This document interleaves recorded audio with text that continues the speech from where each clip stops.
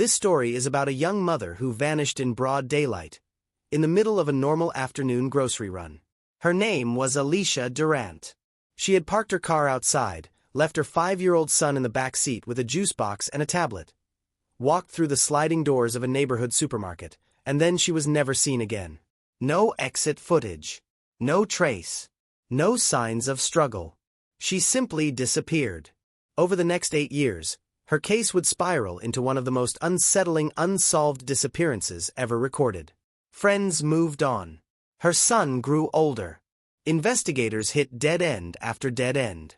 But then, in 2022, without warning, Alisha walked out of that same grocery store, wearing the exact same clothes. She hadn't aged a day. She said she had just walked in. What followed? Strange drawings, cryptic phrases, a masked woman, and a secret buried beneath the town, would turn this case from a missing person report into something far more disturbing. This isn't just about where she went. It's about what she brought back. And by the time this story ends, you'll be questioning not just time and memory, but reality itself. Follow me for the full story. It's a gripping one, packed with valuable lessons you won't want to miss. In April 2014, a 32-year-old woman named Alisha Durant walked into a grocery store in broad daylight. It was a sunny afternoon. She texted her sister at 2:12 p.m., "Want me to grab you anything?" She parked her car, stepped into the store, and vanished. No security footage. No witnesses. No leads. For 8 years, her family lived in the suffocating agony of not knowing what happened to her, until one morning in 2022, when a disoriented woman walked into a police station, barefoot, carrying nothing but a small paper with the name Durant written on it. Alisha was the kind of person people described as sunshine. She was a teacher, had a steady boyfriend named Marcus, and lived in suburban Ohio. Quiet, structured, nothing strange. On the morning of her disappearance, everything was routine. She dropped off lesson plans at her school, called her mom, and then decided to stop by the local market fresh to pick up snacks for movie night. She told Marcus she'd be back in 20 minutes. But after that last text to her sister, she was never heard from again. When Alisha didn't come home that evening, her family assumed she got caught up with errands. But by midnight, when her phone was going straight to voicemail, her boyfriend called the police. Police found her car still in the parking lot. Her purse was inside. The groceries she had picked were still in the cart at checkout, unpaid. It was as if she had vaporized in the space between the produce section and the cash register. Security cameras at every angle. None showed Alisha entering or leaving the building. Investigators combed through hours of footage. They interviewed every customer. Dogs were brought in. Helicopters scanned nearby woods. Her face was plastered across billboards and news stations. The FBI got involved. It became a national story. But after months, then years, no credible leads emerged. It was as if she'd been erased. Her family held vigils every year. Her father never changed her bedroom. Her mother stopped sleeping. Marcus, her boyfriend, kept her toothbrush in a Ziploc bag beside his bed. People whispered theories. Some thought she had run off, maybe to escape something no one knew about. Others believed she had been abducted and sold into trafficking. But the lack of evidence, the absence of anything, was what made the case so deeply unsettling. On October 11, 2022, Officer Daniel Reeves at a small precinct in Jefferson County received a 911 call from a gas station attendant. A barefoot woman had walked in, soaking wet, clothes torn, eyes darting like she hadn't slept in days. She wasn't violent. She wasn't shouting. She just said one sentence. "I think I used to be someone named Durant." When Officer Reeves asked for her first name, she whispered Alisha, then collapsed. She was rushed to the hospital. Malnourished. Slight bruising. Signs of psychological trauma. The medical team initially believed she had escaped some sort of cult or long-term captivity. But when they ran her fingerprints, what came back shocked everyone. Alisha Durant, declared legally dead in 2021, was alive. When her mother arrived at the hospital and saw her, she fell to her knees. Her father stood frozen for several seconds before fainting. But as emotional as that moment was, something was wrong. Alisha barely remembered anything. She didn't recognize her parents. She kept referring to them as the other ones.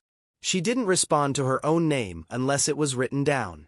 And when she did speak, she asked things like, "Is it okay to look at the moon now?" And "Do they still punish people for smiling here?" For weeks, psychiatrists and FBI specialists tried to unravel what had happened to Alisha. She had vague memories of rooms with no windows, bright lights, and voices coming from speakers. She described being in white clothes and receiving training to forget the outside world. One night, she told a nurse, "They said my name was Subject M. But I remember oranges. My real name loved oranges." The nurse later confirmed that Alisha's favorite scent growing up was orange peel, and her childhood room had orange-colored curtains. A deeper psychological assessment suggested signs of forced identity erasure, a controversial and rare phenomenon where captives are psychologically broken and rebuilt under new belief systems. Some cult deprogrammers were brought in. They speculated that she may have been part of an underground indoctrination ring designed to strip people of their identities. But no one had ever seen such a case unfold in real time. And then came a disturbing detail. Alisha's hospital blood work revealed traces of a sedative that hadn't been publicly available in the US for over 2 decades. It was once used in Soviet experiments related to memory suppression. The media storm reignited. Was this a case of underground psychological torture? Government experimentation? A cult? A trafficking ring? Or something even more insidious? One day, during a therapy session, Alisha suddenly froze mid-sentence and whispered, "He's going to find me. The man with the fox mask." When the therapist asked who that was, she clamped her mouth shut and refused to speak for the next 2 days. When shown photos of various masks, she immediately pointed at a Japanese kitsune mask, typically associated with trickster spirits, and began sobbing uncontrollably. Her hands shook violently. But things took a darker turn when Alisha began drawing. Without any prior artistic skill, she sketched floor plans, detailed, consistent layouts of a building that investigators eventually traced to an abandoned psychiatric facility in Maine, shut down in 1989. The FBI searched the building. Inside the underground level, one that hadn't appeared in blueprints, they found rooms exactly as Alisha described. White clothes, no windows, recorded voices, beds with straps. And then, one room had something even more disturbing. A mural of women's names, written in chalk. Some names were crossed out. At the very bottom, M, good behavior, status, reset. The names were cross-referenced. 2 matched cold case files of missing women from Ohio and Vermont, both declared dead. Neither body had ever been recovered. Investigators were now certain. This was a site of long-term human experimentation, likely trafficking adjacent but cloaked in something more ideological. But why? What was the purpose? When shown photos of the site, Alisha broke into tears and uttered something truly haunting. That was level 1. There were 3 more. She then passed out from what doctors called trauma-induced shock. From that day on, Alisha refused to speak about the past. She took to sitting silently for hours, staring at reflections of the moon. One evening, she finally said, "They trained us to forget the stars. If you remember the stars, you remember who you are." But just when her family thought they could begin healing, they received a letter in their mailbox. No return address. Inside, a single Polaroid of Alisha, only she looked younger, almost the same age as in 2014, but the timestamp on the back read, October 10, 2022. One day before she reappeared. Her face was blank. She was standing in front of a red door. Behind her, a shadowy figure in a fox mask. At the bottom of the photo, written in what looked like dried blood, "Subject M has been returned." But this was never about her. The Polaroid was analyzed by the FBI. The timestamp was verified. The photo was taken the day before Alisha reappeared. But there was no digital record of it. No metadata. No known camera location. It was as if it had been printed directly from a memory. Alisha refused to look at it. When shown the fox mask again, she cried for hours, then said just 3 words. "He's still watching." Agents assigned 24-hour surveillance to Alisha's family, fearing whoever sent the photo wasn't finished. And they were right. Because 5 days later, something happened that would send this case into an entirely new direction. A woman named Danielle Briggs, missing since 2010 from Connecticut, was found unconscious in a rest stop bathroom in New Hampshire. No ID. Same bruises. Same disoriented behavior. Same drug in her system as Alisha. When she awoke, her first words were, "Has the moon been reset yet?" Like Alisha, she showed signs of identity disruption. She spoke in strange patterns, feared reflections, and when asked to draw anything from memory, she too drew a building. It matched Alisha's sketches almost perfectly. But here's the twist. Danielle had never met Alisha. Different states. Different times. But when both women were shown each other's photos, they said the exact same thing. We shared a cell in level 2. Investigators now suspected that this facility was much more than a single abandoned hospital. The chalkboard room labeled Alisha as M.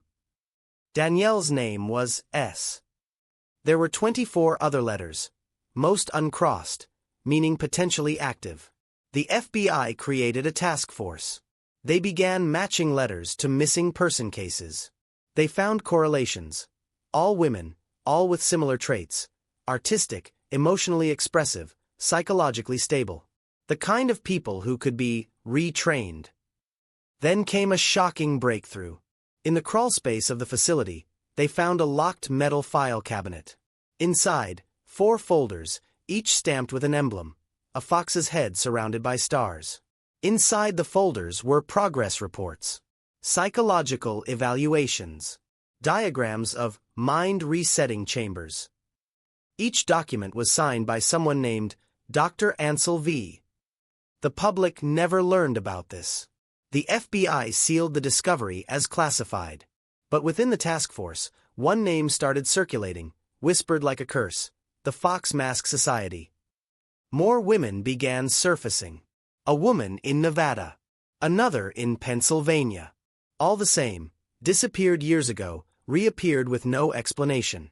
Same psychological symptoms. Same fear of the stars, the moon, and mirrors. And then, just when the task force started to piece things together, all 5 recovered women, Alisha included, went completely silent on the same day. Same hour. 3:33 a.m. Every single one of them fell into a deep, trance-like state and began repeating the same phrase. Level 3 is remembering us. Using FOIA requests and digging through old hospital archives, a journalist named Claire Wexler uncovered a disturbing lead. Dr. Ansel V. was likely Ansel Virek, a neurolinguistics researcher from East Germany who had worked with the Stasi on mind control experiments during the Cold War. He had vanished in 1993 after testifying about mass behavior rewriting through forced dissociation. Virek believed that if you erased enough of a person's identity, removed memories, distorted language, restructured fear, you could replace their entire worldview. He called this process Phoenix conditioning. The idea was to make people forget who they were and believe they chose to become someone else. Then, without warning, Alisha woke up. But something was different. She was calm, cold, controlled. She requested to speak only to Claire, the journalist. Their conversation was recorded, but most of it has never been released. "Here's what we do know," she said. "They broke me. Then they built me. Then they broke me again until I chose them. But the worst part, I still feel safe when I see the fox mask." Claire later reported that Alisha had a look in her eyes like she knew something too terrible to say out loud. When asked what Level 3 was, Alisha said, "It's not a place. It's time. When they come back, not to take us again, but to reclaim what we became." 3 weeks later, the FBI task force disbanded under mysterious orders. Claire Wexler disappeared. Danielle Briggs fell into a coma after reportedly seeing something in her mirror. And Alisha. She was moved to a secure psychiatric unit under federal protection. But even that didn't stop what happened next. Because one morning, nurses found a message scratched into her wall. Her fingernails were raw. The sentence read, "Level 4 equals re-entry." No one knew what it meant. until 11 other women, previously rescued, began speaking in their sleep. They all whispered the same thing. The stars are aligned. Phase 4 begins now. And then, every clock in Alicia's wing, digital, analog, even cell phones, reset to midnight. The lights in her room went out. And on the surveillance camera, for just 2 seconds, a tall figure appeared at the edge of the frame, wearing a fox mask. No one could explain how he got in or out. All we know is what came next. Alisha was gone. Again. No sign of struggle. No broken locks. Just the same Polaroid photo on her empty bed. This time, the back read, Subject M completed. Now we start with Subject C. And in the corner, a handwritten countdown. 6 days. When Alisha Durant vanished the second time, it was supposed to be impossible. She was under 24-hour surveillance. Inside a federally protected psychiatric wing. Triple locked doors. No visitors. No windows. Only one entrance. And yet, at 3:33 a.m., every clock in the building reset. The power surged. And when the lights came back on, her bed was empty. No forced entry. No alarms. Just one object left behind. A Polaroid photo.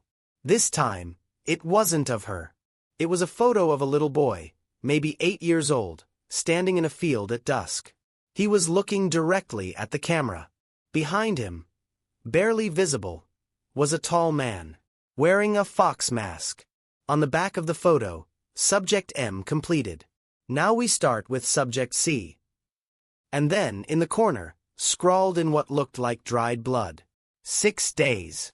The FBI task force, already treading thin ice after violating a dozen protocol lines with the Alisha case, was officially disbanded. But Special Agent Lyle Harper, who had been with the investigation since the beginning, couldn't let go. He'd seen too much. He had one question stuck in his mind. Who is Subject C? So, without authorization, Harper reopened a private channel with Claire Wexler, the investigative journalist who had vanished weeks earlier while pursuing the story. To his shock, Claire responded. But not with a call.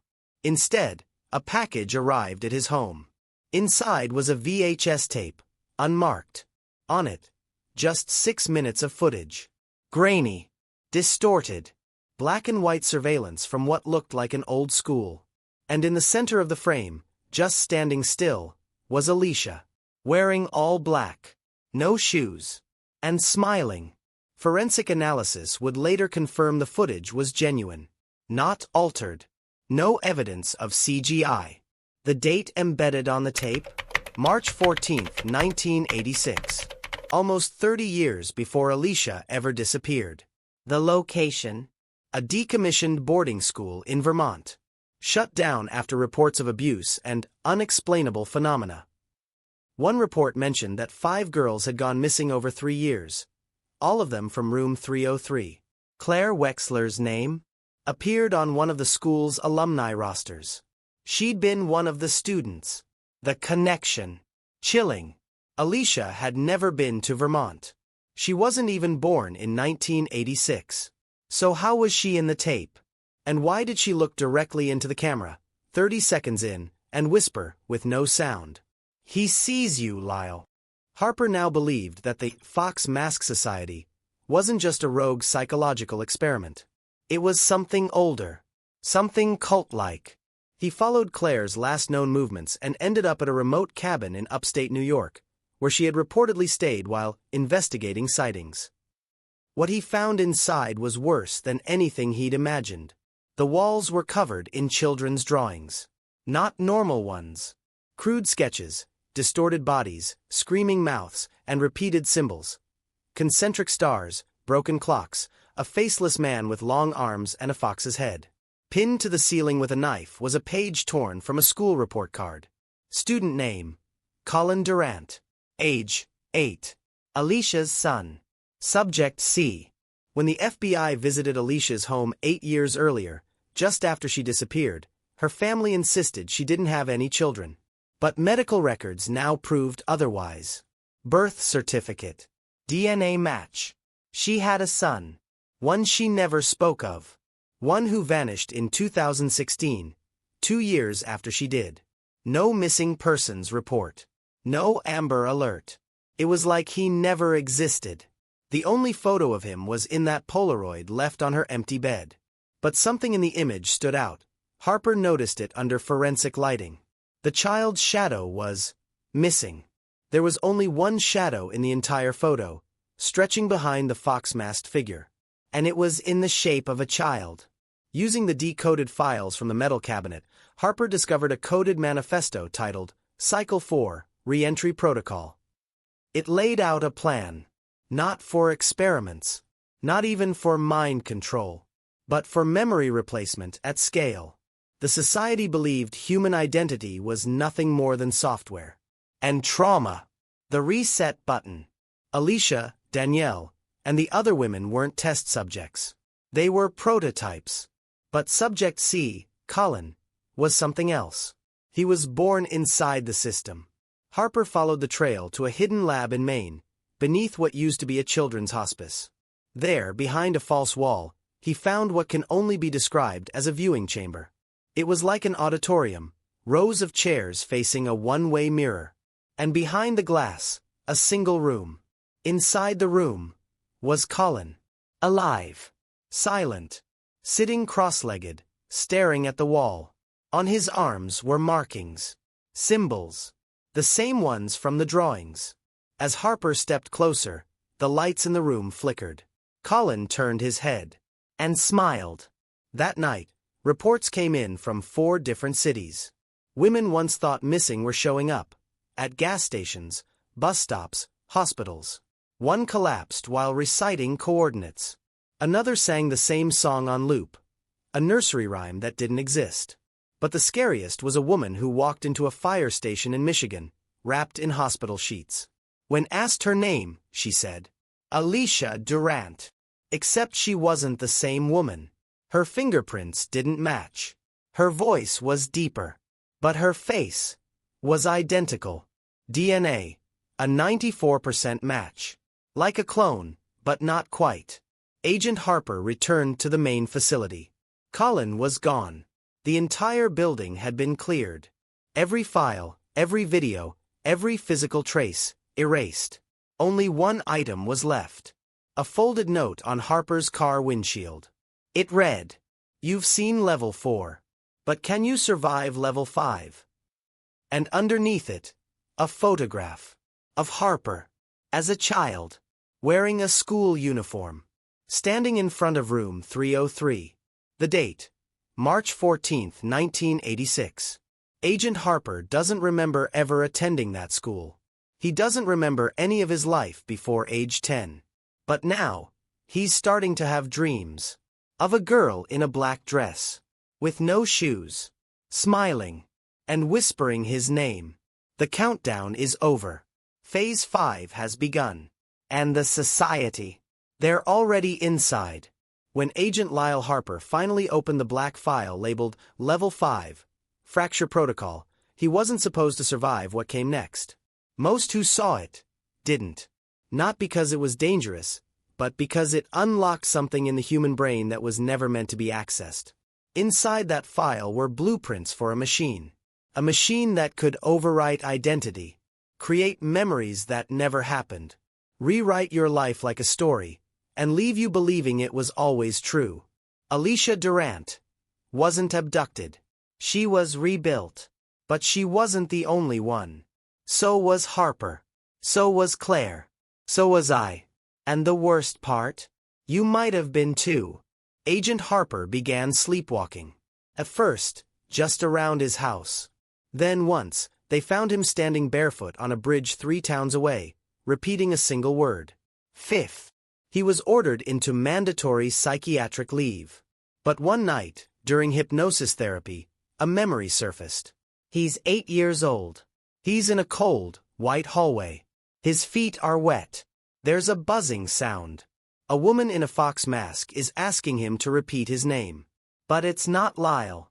It's Daniel. Daniel Whitaker. A name that doesn't exist on any government record. Yet, in the main facility's visitor logs, there it was. Daniel Whitaker. Admitted. March 14, 1986. Same date as the tape. Same school as Alisha. Same room. 303. Harper returned to the ruins of the Vermont boarding school where it all began. Most of the structure had collapsed. But the basement, somehow, remained intact. There, down a narrow hall, were 4 numbered doors. Each one is sealed. Rusted. Screws removed. Locks broken. Except the 5th. Door 5 was still shut. On it, scratched in a child's handwriting. "Do not wake him." He unbolted the door. It opened into a pitch-black room. In the middle, a hospital bed. Monitors beeping. A single body, connected to tubes, sleeping. It was Colin. But not as a child. As a man. Harper staggered back. Colin hadn't aged a day since the last time he saw him. Except now, he had the same face as Harper. A screen on the wall flickered to life. A voice echoed through the chamber. It wasn't mechanical. It was human. And it said, "Congratulations, Subject L. Your loop has completed." Images appeared rapidly. Hundreds of faces. All identical. All versions of Harper. Some young. Some are old. Some female. Some dead. You are part of the 5th sequence. This is your final overwrite. Harper began to scream, but no sound came out. On the screen, a single phrase appeared. Memory fracture complete. Integration commencing. And in that moment, everything shifted. He wasn't Agent Lyle Harper. He never was. That identity was a fabrication, installed after the original Harper died during the Cycle 2 experiment in 1997.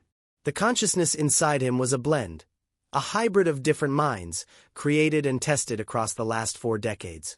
Each version of him lived a life, died, was remade. Colin wasn't Alicia's son.